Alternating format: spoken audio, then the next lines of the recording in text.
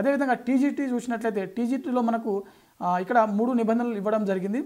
ఏదైనా degree pass అయినటువంటి అభ్యర్థులు అంటే ఏదైనా ఒక డిగ్రీ కంపల్సరీ పాస్ అయితే సరిపోతుంది. దాంతో పాటుగా అంటే 3 కండిషన్స్ అన్నాను కదా, బ్యాచిలర్ ఆఫ్ ఎడ్యుకేషన్ అంటే బీఎడ్ కూడా కంపల్సరీ క్వాలిఫై అయ్యి ఉండాలి. అంటే అభ్యర్థులు టీజీటీకి దరఖాస్తు చేసుకున్నటువంటి అభ్యర్థులు ఎవరైతే ఉన్నారో ఏదైనా డిగ్రీతో పాటు బీఎడ్ పాస్ అయినటువంటి అభ్యర్థులు ఈ పోస్టులకు దరఖాస్తు చేసుకోవడానికి ఎలిజిబుల్. అదేవిధంగా కండిషన్ 3 ఏంటంటే మనకు టీజీటీకి సంబంధించినటువంటి పోస్టులకు చూసినట్లయితే సీటెట్ ఆ టెట్ ఎగ్జామ్ అనేది కంపల్సరీగా క్వాలిఫై అయ్యి ఉండాలి. అంటే టీజీటీకి సంబంధించిన పోస్టులకు మాత్రమే ఇక్కడ సీటెట్ అనేది అడగడం జరిగింది. వాటికి టెట్ సంబంధించినటువంటి క్వాలిఫికేషన్ అయితే ఎక్కడ కూడా మెన్షన్ చేయని పరిస్థితి అనమాట.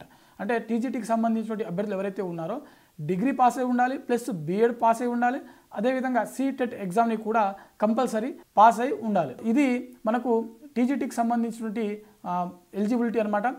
సో ఈ వీడియోలో మనం మొత్తంగా పీజీటీ మరియు టీజీటీకి సంబంధించిన age limit, education qualification, selection process, అదేవిధంగా ఎగ్జామినేషన్ ప్యాటర్న్ ఏవైతే ఉన్నాయో వాటన్నిటిని కూడా తెలుసుకోవడం జరిగింది. ఇది ఇయాల్టీ వీడియో. మరిన్ని జాబ్ అప్డేట్స్ కోసం చూస్తూనే ఉండండి Sakshi education. Thanks for watching. Thank you.